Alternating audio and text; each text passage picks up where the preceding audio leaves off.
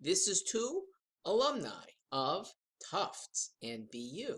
This is from an educator who's been in college admissions for over 30 years. This is a reaction, but it's not reactionary. I've thought this through for a long time. And you should think it through if you care about the continuing integrity of your alma mater. Tufts and BU just decided to let kids off of taking an SAT or an ACT. They're using the coronavirus cancellations, there have been 3, as a way to say, don't worry about those standards. Even though there are test dates available, kids have until December. And there'll be at least 4 more tests of each, the SAT and the ACT. So what they've really done is listened to the wrong people, to people who don't care about standards. And unfortunately, many of them inhabit academia. They are their own college professors who would like to have a more flimsy standard. Actually, that's a non-standard. They are some admissions committees who actually get more control, more power over decision making when it can't be guided by numbers. Okay? When GPAs are all about the same and extracurriculars are the only other thing to measure, then the subjectivity, that means the admissions committee members' own preferences, the subjectivity of all those extracurriculars is now what they pay attention to. And grades are not a standard. They're not a nationwide standard. They are only in play for the school itself. The standard that you're jettisoning, Tufts and BU, is one that has helped admissions committees that care about merit decide on what kids have merit, because different grading systems pervade the country. We all know this. Rural school versus urban school versus suburban school versus homeschool. The way to somewhat make comparisons is not the individual school's GPA. All you can do there is to say, within that school, some kids earned a higher GPA than others, but you can't make the comparison across the nation.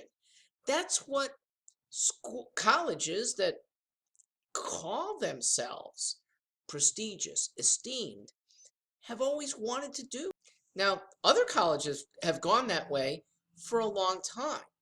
The University of California, all 10 UC schools, have diminished the importance of the SAT. They actually got sued for discrimination, race discrimination, but they got around it, and so they hardly use the SAT across the board. They use it selectively. And now they too have said, oh, you're excused. Don't wait for the next test date. We know it may not come in June, but there will be an SAT and an ACT offered later in the year. It's doable if you care about the merit of the students. Now, who's hurt by this?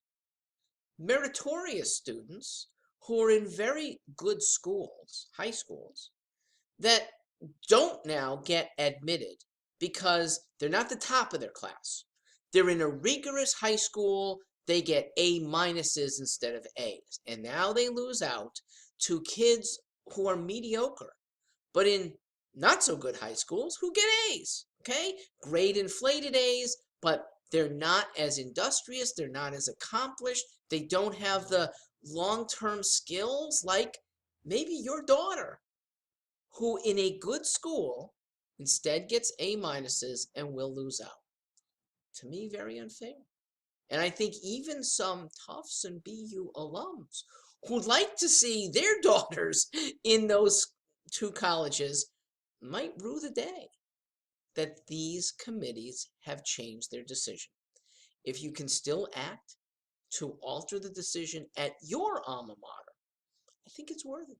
At the colleges that really care about academic merit, there will always be a national standard. It might not be the SAT or the ACT. They might fashion their own nationwide test, and it might be better than the SAT. The SAT has some problems, but it's better than no SAT. And just to make sure you know what I am castigating, it is the system before the SAT took hold as a measure of merit. Before that, and soon once again, you will have, instead of meritorious selection, you have the P's, primping, poise, pedigree. Those things are what the SAT was meant to replace. And it did a very good job of making meritorious kids from any background get elevated from poor into, look, as soon as you're a graduate of a strong four-year college, you're middle class, at least. That is a great thing that is about to go to waste if more schools decide we're going to jettison this. Again, the most high standard schools, I don't think are going to lose a standard. MIT and Caltech are going to have a standard, and they're going to attract the best kids because of it. What of the kids that choose Tufts or BU? Well, for the next 4 years, I'd rather my kid be at Northeastern. Indeed, this decision just made Northeastern a better school still, because merit matters. And kids these days are better off in the job market when they have learned among other meritorious kids. Professors are almost irrelevant to job skills. The prestige of a university is becoming less and less relevant. These days, if you're not going to be at a meritorious college, go to one that's just practical without a name. All right?